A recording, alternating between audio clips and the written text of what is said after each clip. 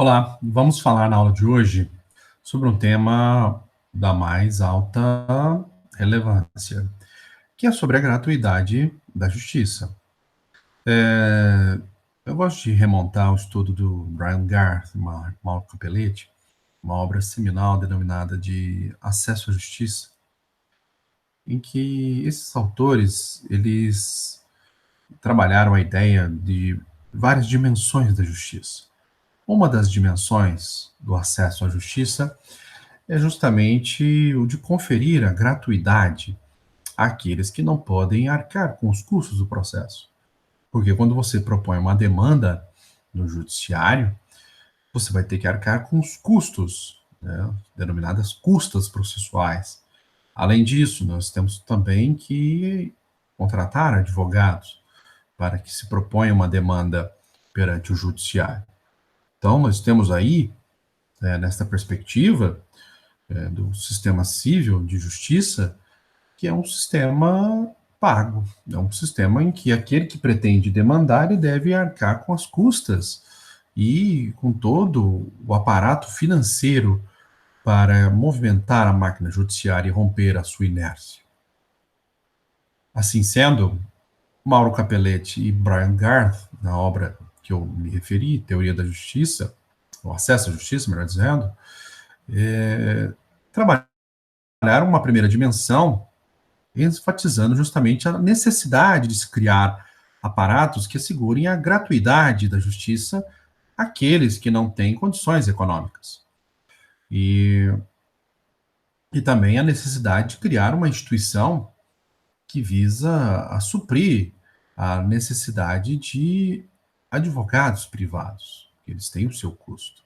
E nem todo mundo tem a possibilidade de arcar com esses custos de advogados. No âmbito brasileiro, nós tivemos, então, o advento da Lei 1060, de 1950, que tratou justamente da gratuidade da justiça, e nós tivemos também, principalmente a partir da Constituição de 1988, o reconhecimento da Defensoria Pública como uma instituição essencial ao desenvolvimento da justiça, que visa atender as pessoas hipossuficientes economicamente.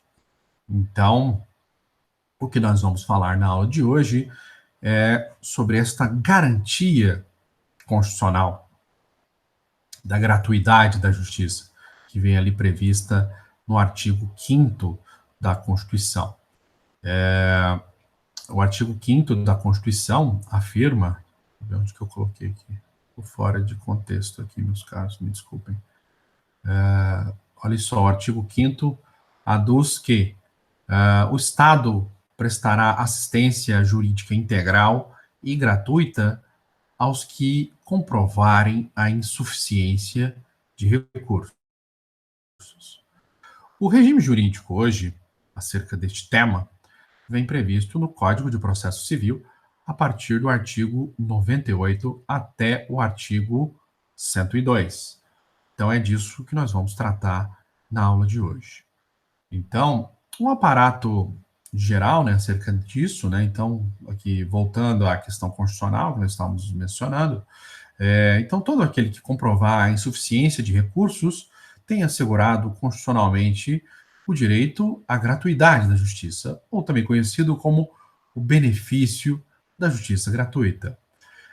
E é uma garantia, então, que vem regulamentado no âmbito infraconstitucional e, e foi significativamente melhor regulada por meio do Código de Processo Civil de 2015. E, por que não dizer, também ampliada, porque o texto constitucional, não obstante ele afirme que e assegure esse direito à assistência jurídica integral e gratuita, né, que obviamente vai incluir ali a gratuidade do acesso ao judiciário, né, então as pessoas naturais, elas fazem jus independentemente de qualquer prova, né, então é assegurado a todos que que alegue a sua insuficiência de recursos. Então, há uma presunção, né? Daí que se há necessidade, então, de você instruir o processo com a famosa declaração né, entre aspas, né, de pobreza. Eu não gosto dessa expressão, eu prefiro utilizar a expressão declaração de hipossuficiência econômica. Bom, a Lei 1060, 1060 de 1950 era que regulava este assunto até 2016, quando entrou em vigor o Código de 2015. Né? 2015 entrou em vigor em 2016 por causa da vacatio legis de um ano. E o artigo 99, parágrafo 3º, eu acho que eu estou com ele aqui, vou abrir ele para vocês. Só um minuto. O computador travou.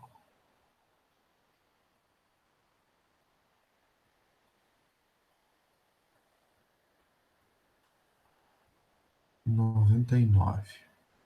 Olha só o que diz o parágrafo 3º. Diz que presume-se verdadeira a alegação de insuficiência deduzida exclusivamente por pessoa natural. Né? Então, o que nós temos aqui? Que essa alegação de insuficiência de recursos, né, deduzida exclusivamente por pessoa natural, gera uma presunção relativa, né, de hipossuficiência. Quando fala em relativo, nós estamos também denominando, ela é denominada também de juris tantum, que comporta prova em contrário, que pode ser afastada mediante prova em contrário.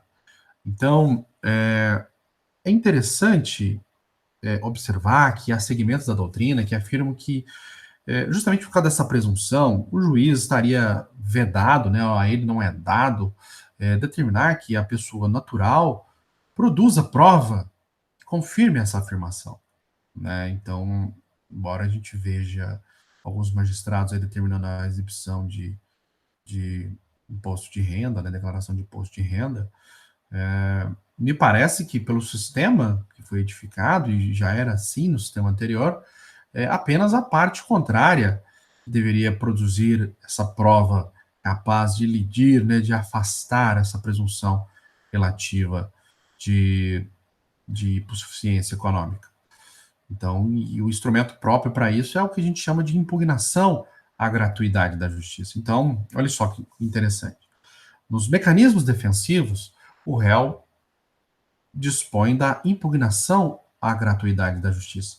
E caso a gratuidade da justiça tenha sido atribuída ao próprio réu, né, também o réu tem essa prerrogativa de pedir a gratuidade da justiça, então é uma via de mão dupla, tanto o autor quanto o réu tem essa prerrogativa.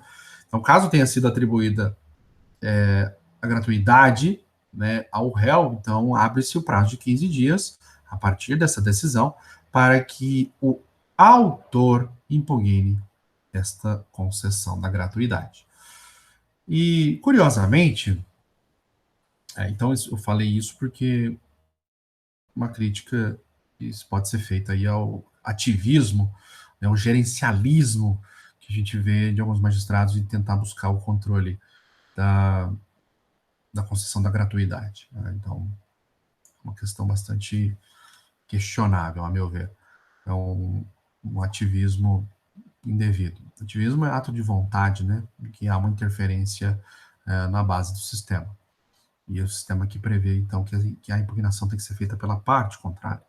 Mas é claro, nós temos aí envolto questões financeiras, questões recursais, recursais no sentido de recursos financeiros, que afetam o orçamento do Poder Judiciário. Então, daí talvez o ativismo de alguns juízes. Bom, essa presunção, pela dicção aí do código, ela vai beneficiar pessoas naturais. Pessoas jurídicas, né, e, e outros entes sem personalidade jurídica, como condomínios, né, tem o ônus, então, de provar que não tem condições de arcar com esse custo, né, do desenvolvimento processual. Então, custo processual. Então, ele tem um ônus argumentativo. Não que não esteja proibido de conceder a pessoas jurídicas, né, como microempresas, empresas de pequeno porte, né, mas, segundo a lógica do sistema, o ônus argumentativo que recai sobre eles é de demonstrar essa hipossuficiência econômica. Bom, o que vem a ser, então, O que abrange, né? O artigo 98 aqui, vou colocar aqui para vocês, o 98 do Código de Processo Civil diz o seguinte, então, olha aqui, ó, tá no quadrinho verde. Gratuidade da justiça compreende, né, as taxas e custos judiciais, os selos postais, despesa com publicação na imprensa oficial, por exemplo, de editais, né, indenização devida à testemunha, quando ela foi empregada, né, ela vai receber do empregador o salário integral, como se o serviço estivesse. Despesa com relação de DNA, então olha só, o exame de DNA, então estaria isento do pagamento. Honorários do advogado, honorários aqui no sentido de honorários sucumbenciais.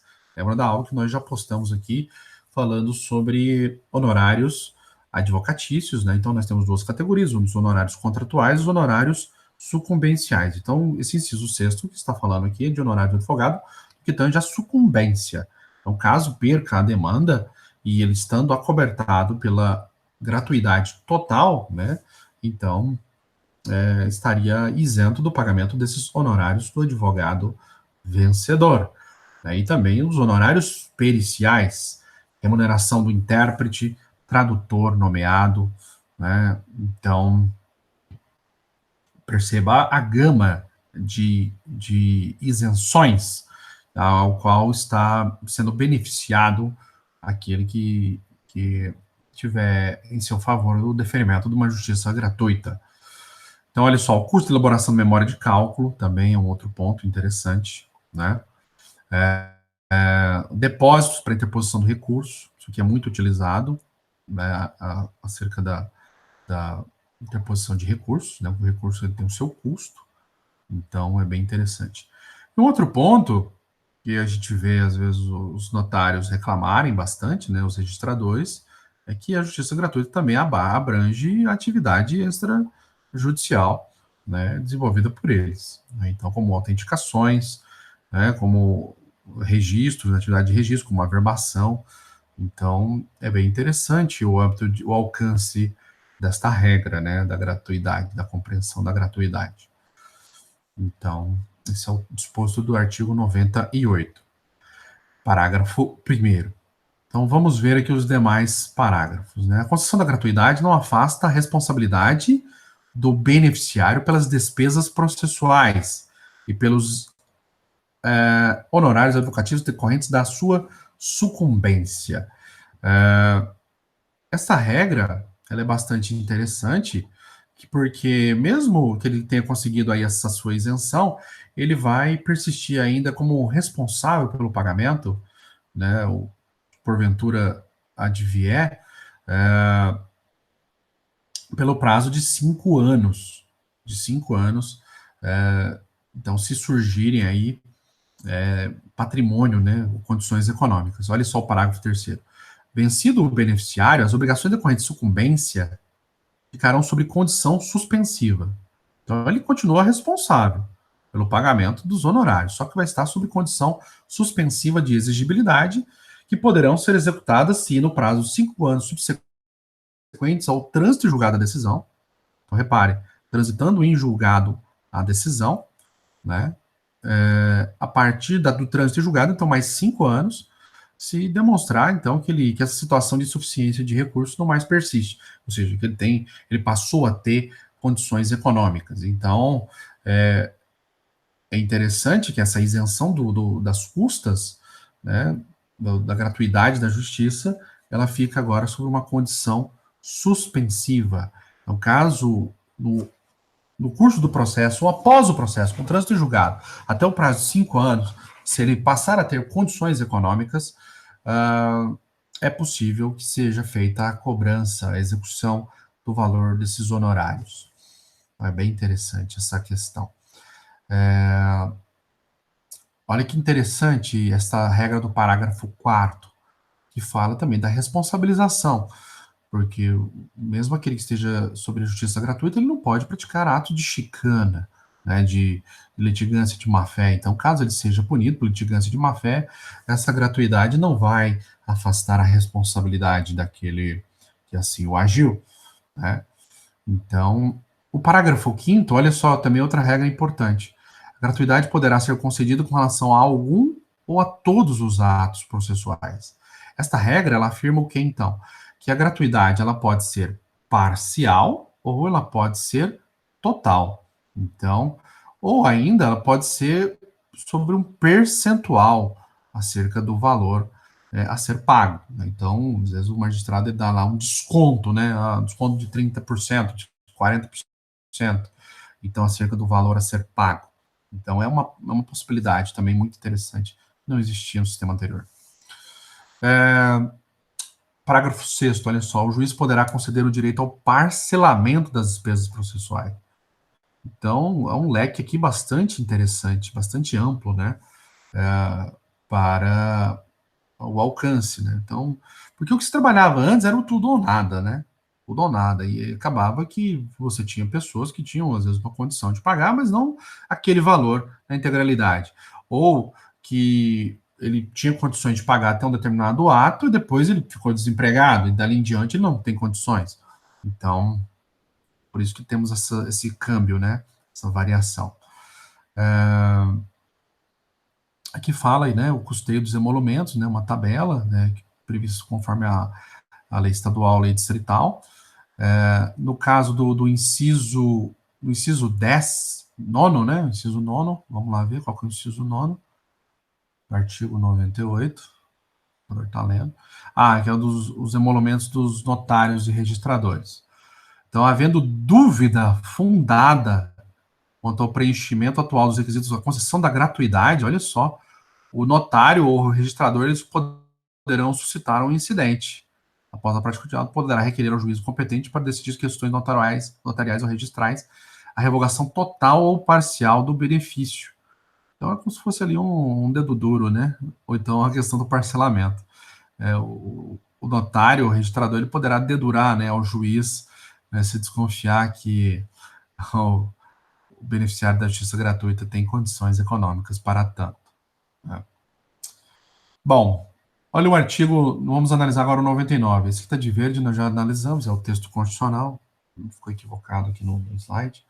Então, o 99 fala o seguinte: o pedido de gratuidade da justiça pode ser formulado em petição inicial, o que geralmente ocorre, né? O autor ele vai pedir na sua petição inicial, ou se for o réu, né? O réu ele vai pedir na contestação. Então, é outra prerrogativa interessante, né, seja qual for o demandante ou demandado. Ou então na petição de ingresso de terceiro. Pode ser que o terceiro também queira pedir a gratuidade da justiça, então ele, na sua petição de ingresso, por exemplo, um assistente, né, ele vai fazer, então, na sua petição de ingresso, ele já formula o pedido de gratuidade da justiça. Ou ainda em recurso. Então, é o que a gente chama de gratuidade recursal. Também não é raro isso acontecer. Né? Às vezes, lá no sistema de agravo, no sistema de apelação, nós temos essa prerrogativa. E há uma abertura para o sistema, por qualquer peça recursal que você for fazer, com base nesse artigo 99, você pode formular o pedido, né? Você coloca lá no final, né, nas considerações finais, que há necessidade da gratuidade da justiça. Isso vai ser decidido pelo relator, né, do recurso acerca disso. O recurso sobe sem ter o pagamento da verba da taxa recursal, e lá no tribunal, quando houver o sorteio do relator, ele que vai decidir se concede ou não a gratuidade da justiça. Mas isso não impede a subida. Por que é importante esse tipo de regra? Porque a falta de recolhimento das custas recursais enseja a inadmissibilidade do recurso. Então, é importante ter essa abertura aí do artigo 99. E você tem que abrir um tópico, né? Eu recomendo que você abra um tópico específico para o desenvolvimento desta tese, porque verificando que você não recolheu as custas, né, recursais, o seu recurso é inadmitido, é chamado de recurso deserto. Recurso deserto é aquele que não houve o recolhimento da taxa, né, do valor proveniente às custas recursais, ok? Bom, esse superveniente, né, aqui o parágrafo, vamos analisar aqui o parágrafo 1 do artigo 99, está falando da superveniência da miserabilidade ou da pouca condição econômica. Se ela for superveniente, então a propositura da ação Lembra que o autor pede na petição inicial. Então, está abrindo aqui a possibilidade do pedido ser feito numa petiçãozinha simples, é claro, desde que fundamentada, né, e não suspende o andamento do processo, tá? Aqui fala o parágrafo 2º do indeferimento do pedido, se houver nos autos elementos que evidenciem pressupostos, a falta dos pressupostos para gratuidade. Bom, isso aqui tem sido muito utilizado pelo magistrado, esse parágrafo 2º, né? O computador está muito lento, ele não está marcando aqui, estou tentando marcar. Bom, estou comentando um parágrafo 2º aqui do artigo 99. Eu não estou conseguindo, não sei por que eu não estou conseguindo marcar. Bom, este parágrafo 2º, então, ele confere, uma questão interessante, ele confere um poder investigatório do juiz no âmbito dos autos, para que, caso o magistrado averigue ali que há sinais exteriores de riqueza, né, a questão da localidade, né, onde o endereço do autor, o endereço que foi colocado ali na petição inicial, então o magistrado ele pode, com base nisso, né, agir de ofício, então muitos têm se valido dessa cláusula do parágrafo 2º para fazer isso. Tem um caso aqui interessantíssimo de Uberaba, né, Uberaba tem um condomínio fechado aqui de alto luxo, chamado Recanto das Torres. E um autor propôs uma ação, né, um cidadão propôs uma ação, e acabou lá, acho que de forma equivocada, colocando lá o nome, não sei se era Rua Recanto das Torres, alguma coisa assim, fez a menção a Recanto das Torres. E aí o magistrado verificou lá, Recanto das Torres, ele já presumiu, ele tem condições econômicas, eu vou indeferir justiça gratuita, porque se ele mora naquela localidade, naquele condomínio fechado, obviamente ele tem condições econômicas. Então, se valeu aqui desse parágrafo 2º, ok? Parágrafo 3º nós já analisamos, que fala aqui da presunção de veracidade, é uma presunção relativa, né, de veracidade, então presume-se verdadeira a alegação, então você tem que tomar cuidado que a boa-fé se presume e a má-fé se prova, né, então é uma regra importante que precisa ser sempre lembrada, né? Eu não disse porque em face de quem, mas é sempre importante que isso seja lembrado.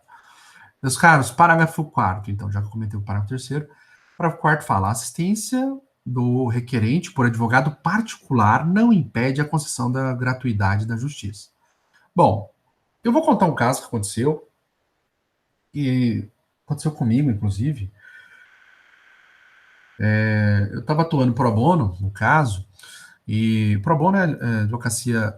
Pro bono significa para o bem, né? Então eu estava advogando gratuitamente para até um ex-aluno meu, e nós pedimos justiça gratuita e o juiz ele indeferiu. A questão é o motivo pelo qual ele indeferiu. Ele indeferiu me elogiando, né? Fazendo alusão ao meu escritório, que era um escritório, palavras elogiosas, né? Que era um escritório famoso na cidade de Uberaba e tal, aquela coiseira toda. Então, como se diz, né? Numa decisão, nós tivemos uma notícia boa e uma ruim. A boa é que o juiz, então, ele tem uma visão que eu achei interessante, né? Mas ruim porque, com base nisso, ele foi lá e indeferiu. Porque ele presumiu de que, se aquele cliente estava sendo representado pelo nosso escritório, então ele tinha condições econômicas de arcar, e logo aquele pedido de justiça gratuita era de má fé, né? Então, enfim, completo nonsense.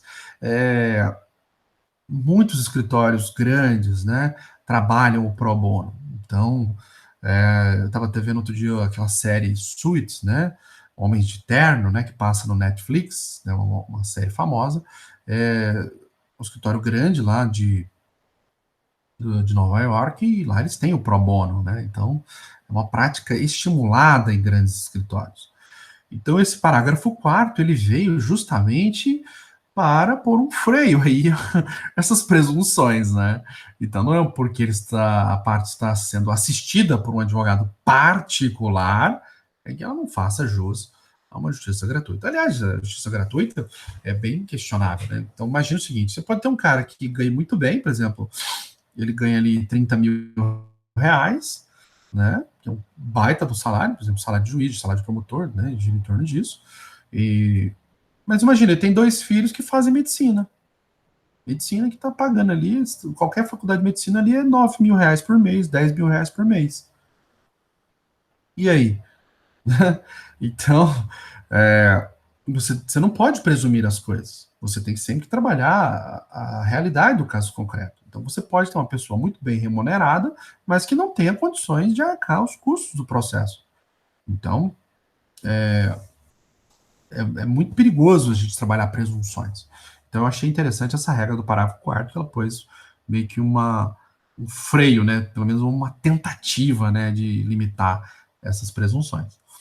Bom, parágrafo 5º aqui, então. Na hipótese anterior, né,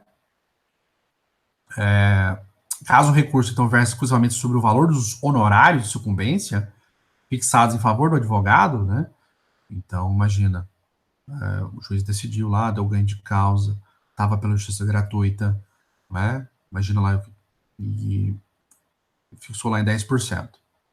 Então, o advogado lá que queira só cobrar o seu majorar de 10% para 15%, né, ou para 20%.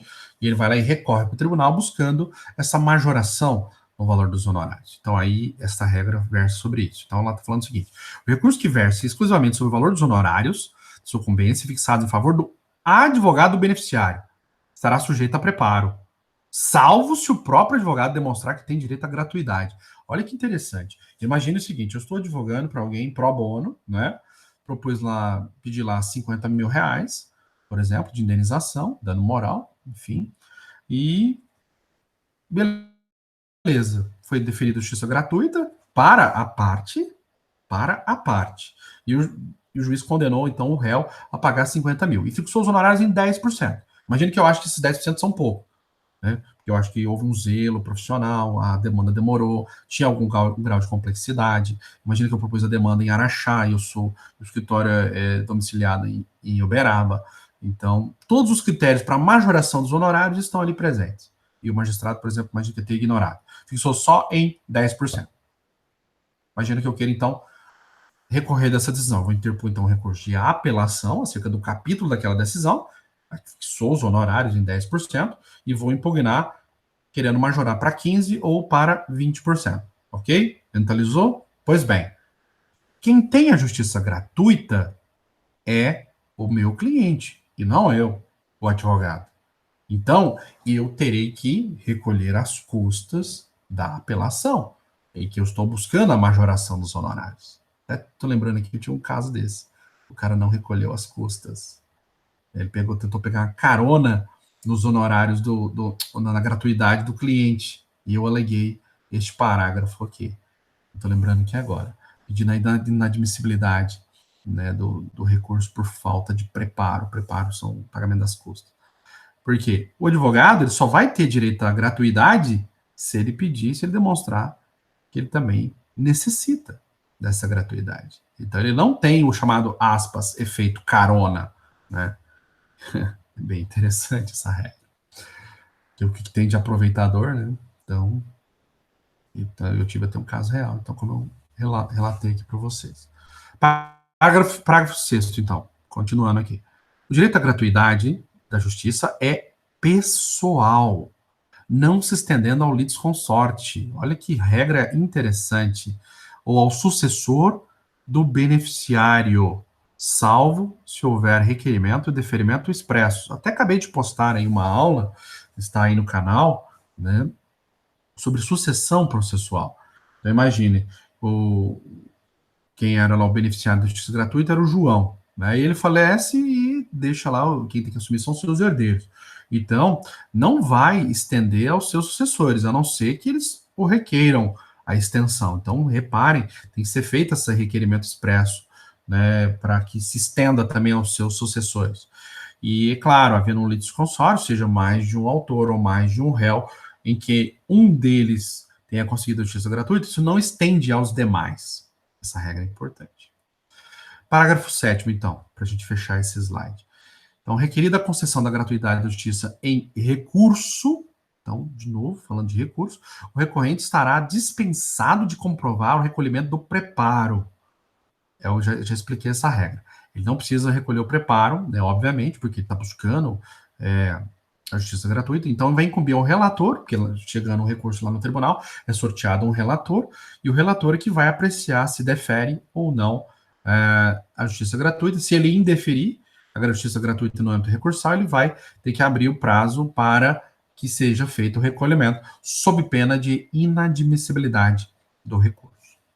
Se ele deferir, ok, é o que ele gostaria. Se ele indeferir, né, então deve assinalar um prazo para que seja feito o recolhimento, sob pena de indeferimento.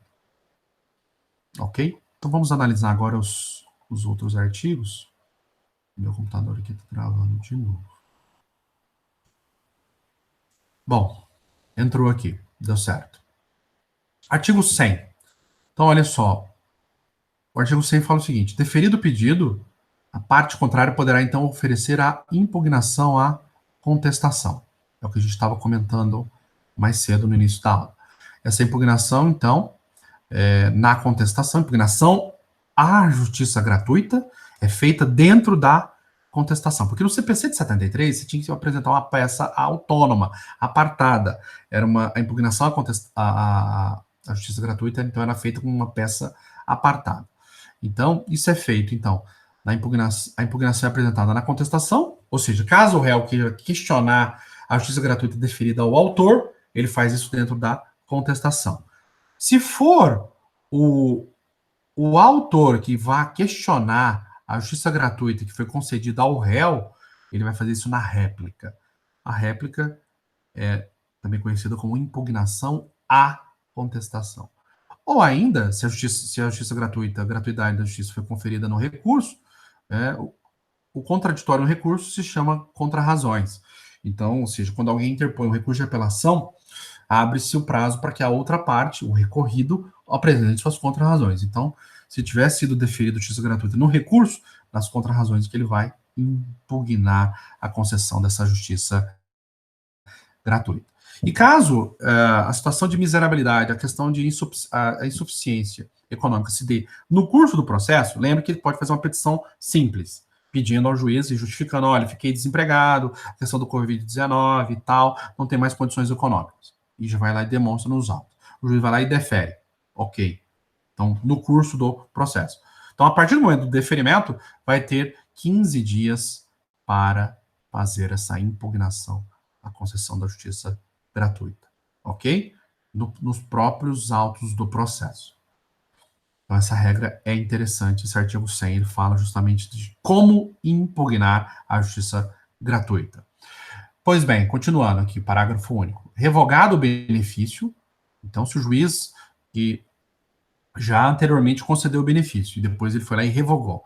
Então, a parte deve arcar com as despesas processuais que tiver deixado, né, de pagar, de adiantar, né, e deverá pagar, né, em caso de má-fé. E em caso de má-fé, melhor dizendo, ele vai ter uma penalidade que vai ter que pagar até o décuplo. O décuplo, ou seja, 10 vezes o valor, né, o valor das custas que ele deixou de pagar, se verificar então que estava de má-fé. Ok? E este valor dessa multa, então, é revertido à Fazenda Pública. Fazenda Pública, ou seja, se é a Justiça Estadual, é a Fazenda Pública Estadual, ou seja, a Procuradoria do Estado, que vai inscrever esse valor em dívida ativa e vai executar, né? Ou execução nos próprios autos. E se for na Justiça Federal, perante a PFN. Bom, artigo 101. Contra a decisão que indefere a gratuidade. Ou seja, você pediu justiça gratuita, o juiz foi indeferiu, né? Ou ainda, a que revogou a justiça gratuita.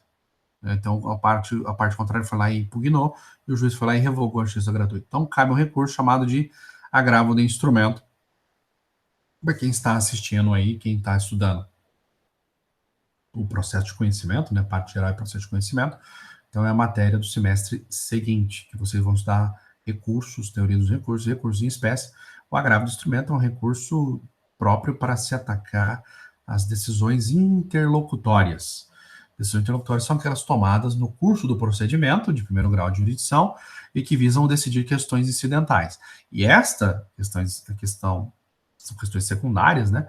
E esta acerca da justiça gratuita, né, também é considerada uma decisão interlocutória, uma questão secundária. Por isso, também está previsto lá no artigo 1015, que é a hipótese de cabimento do agravo de instrumento, ok? Então, aqui está falando que é impugnável, então, por agravo de instrumento, a não ser que o juiz tenha decidido isso na sentença. Porque se ele decidiu na sentença, ou seja, ele revogou a justiça gratuita na sentença, da sentença cabe o recurso de apelação. É por isso que está dizendo isso aqui neste artigo. E no parágrafo 1º, reparem, o recorrente está dispensado do recolhimento das custas até a decisão do relator acerca da questão. Né? É uma regra similar ao que a gente analisou ali no artigo 99, ok? Parágrafo 2º. Confirmada a denegação ou revogação da justiça gratuita, né? Então, você apelou para o tribunal, você agravou para o tribunal, né? Então, o relator, ele confirmou essa denegação ou revogação da gratuidade. Então, ele vai determinar que você recolha essas custas no prazo de 5 dias, sob pena de não conhecimento do recurso. O que é o não conhecimento do recurso? Significa que o recurso foi inadmitido. No tribunal, a gente fala não conhecimento, é quando não preencheu algum requisito formal, e o pagamento das custas é um requisito formal, um requisito de admissibilidade. Então, caso não seja feito, isso não seja recolhido, então o recurso ele vai ser tido como inadmitido. E o linguajar que o tribunal utiliza para falar não admito o recurso, não inadmito o recurso por questões formais, ele usa um linguajar próprio, chamado de não conhecimento. Ele vai dizer, não conheço do recurso. 102.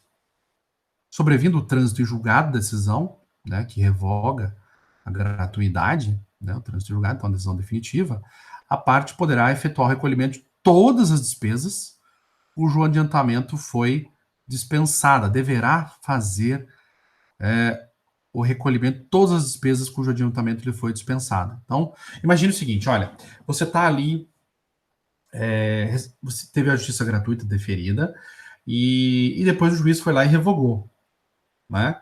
Então, todos aqueles valores que você deixou de recolher, você vai ter que pagar, né? É isso que está dizendo aqui no artigo 102.